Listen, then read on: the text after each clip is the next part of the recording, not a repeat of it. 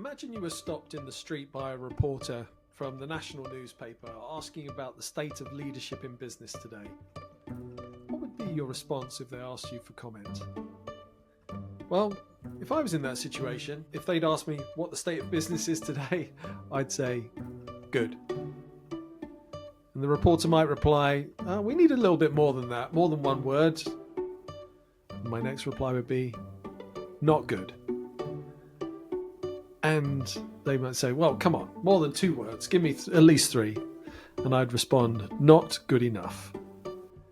I've borrowed that from Martin Seligman, the American psychologist. I love the sentiment of it, that actually over 25 years in helping leaders to lead their teams more effectively, helping them to connect more with their purpose, I'm really impressed with the quality of leaders that I get to work with and see on a day-to-day basis. But I'm also very aware there's quite a big leadership gap in those organizations that I work with too. And lastly, that it could definitely be better. And I'm particularly interested in helping a younger generation of leaders to rise up to that calling and recognize that they can lead now. They don't have to wait till they get a much more senior position. I want them to be able to realize they can lead now and learn from leaders that have gone before them so that they can be even better than we were. The After Dinner Leadership podcast, which I'm welcoming you to, is very much in that space, celebrating great leaders, looking for an opportunity to help us to refine our leadership and to be ready to lead the next generation into this unknown future that lies before us. Now, why after dinner? Why after dinner leadership? May sound like a strange title to you. Well, much of the work that I've done has been in conference centers and around boardroom tables, and we have a 2 or 3 day event, maybe a residential, and in the evening we meet for dinner. It's often at those tables, at the dinner tables, that some of the richest conversation is had around leadership. People talk about their family, their work in the community, general life, and sometimes they talk about work too. All these things make up the great fabric of the human condition. And I love those conversations, often more than the ones that are happening in the training room itself.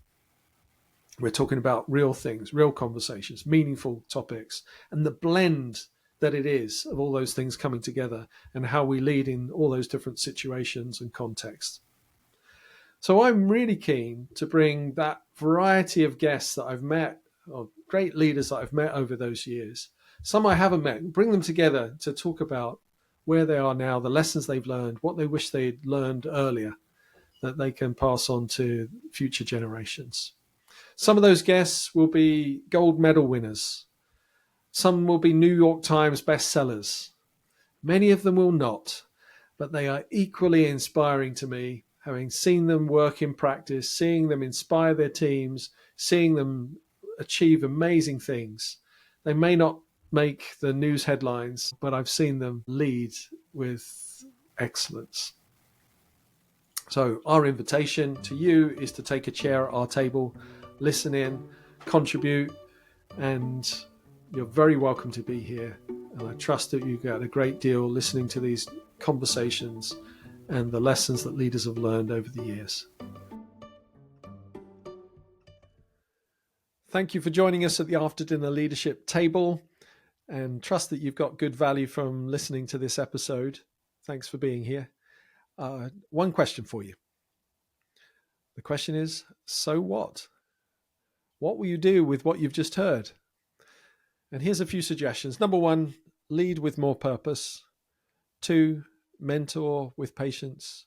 3, share with pride. You think of anyone who you know that would benefit from listening to what you've just heard, that would help them to be a better leader today or in the future. Please share, like, subscribe. It helps other people to consume the content. And we wish you all the very best of success. And please listen again to another After Dinner Leadership conversation.